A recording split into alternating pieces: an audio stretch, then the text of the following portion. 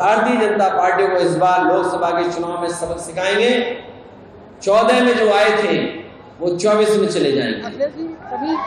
UP से आए थे, यूपी से ही बाहर चले जाएंगे। इंडिया के साथ साथ एनडीए को पीडीए हराने का काम करेगा। अगर बात करें कि अभी तक एक खेमे की गिरफ्तारी हुई है और जबकि प्रेम प्रकाश यादव की भी हत्या हुई, अभी उस तरफ से कोई गिरफ्तारी। देखिए, ये सरकार न्याय नहीं दे सकती, और जब सत्ता में बैठे लोगों की नियत ये न हो कि न्याय मिलना हो।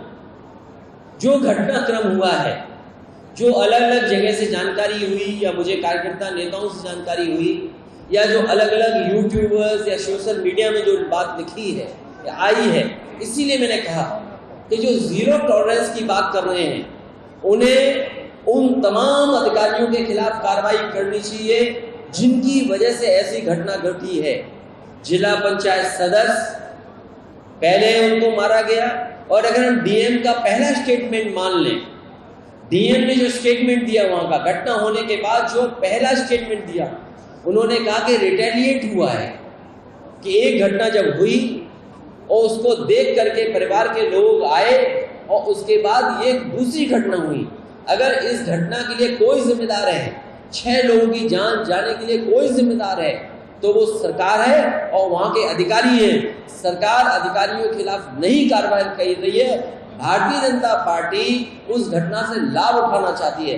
हम तो कहेंगे कि समाजवादी पार्टी का डेलीगेशन जाएगा और दोनों परिवारों से मिलकर के जो सच है वो आपके सामने रखा जाएगा।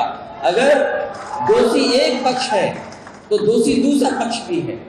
जो घटना हुई है सुनने में आ रहा है, और सच्चाई आप भी जानते होंगे और जो घटना है वो भी जानते हैं, कि जब जिला पंचायत सदस्य दूसरे पक्ष के घर पे गया तो पता नहीं किसने धार से उसकी गर्दन पे हमला कर दिया।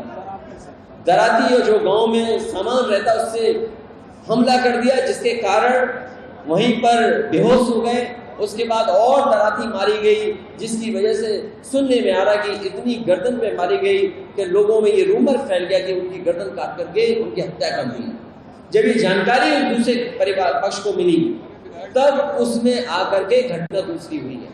अगर कोई दोषी है इस घटना के लिए तो सरकार है, बीजेपी है, और बीजेपी अगर चाहती है न्याय दिलाना दोनों परिवारों को, तो ऐसे अधिकारी जो वहां पर थे डे 1 से और आज तक जिन्होंने इस घटना को बढ़ने दिया, उनके खिलाफ कार्रवाई होनी चाहिए।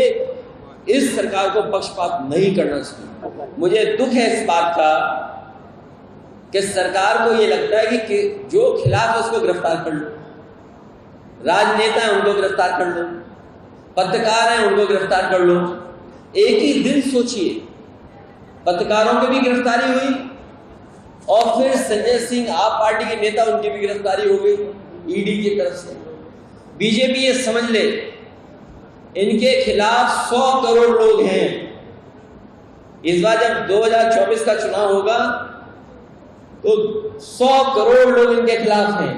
क्या ये 100 करोड़ लोगों को गिरफ्तार कर लेंगे? इस बार यही भारत की जनता पीडीए मिलकर के इंडिया भारतीय जनता पार्टी का सफाया कर देगी, और जिन जिन से ये घबराते हैं उन्हीं को गिरफ्तार करने जाते हैं। ये जो ईडी, सीबीआई, इनकम टैक्स, ये भारतीय जनता पार्टी के प्रकोष्ठ हैं, ये उनके संगठन के प्रकोष्ठ हैं, उनके संगठन के हिस्से हैं। इसलिए आपको इसमें ज्यादा बुरा मानने की जरूरत नहीं है। अभी संजय सिंह गिरफ्तार हुए, अभी आप कुछ सच दिखा दोगे तो आप गिरफ्तार हो जाओगे। अगर गिरफ्तार होने का मन है तो सच दिखा दो।